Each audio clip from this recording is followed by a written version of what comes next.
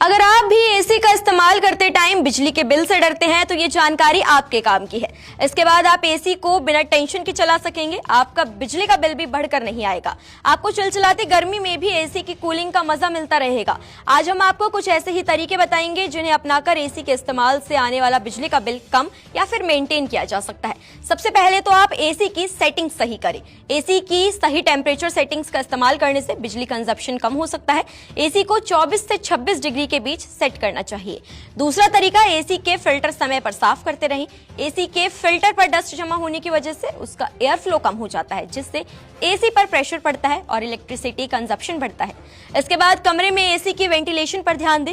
AC का air flow सही direction में होना चाहिए। अगर खिड़कियां या दरवाजे खुले हैं तो गर्म हवा अंदर आ सकती है, इसलिए एसी चलने के टाइम पर कमरे की खिड़कियां और दरवाजों को बंद रखें। इसके अलावा पंखे का इस्तेमाल करें, इससे कूलिंग बढ़ती है और एसी पर ज्यादा प्रेशर नहीं पड़ता है और कमरा भी ज्यादा देर तक ठंडा रहता है। इसके साथ ही एसी को सही समय पर बंद भी करें। कभी भी एसी को बिना जरूरत के ना चलने दें। अगर आप कमरे में नहीं है तो एसी को बंद कर देना चाहिए। इससे इलेक्ट्रिसिटी कंजप्शन पर कंट्रोल बना रहता है। इन तरीकों को आप भी अपनाइए और चिलचिलाती गर्मी में एसी का लुत्फ उठाइए।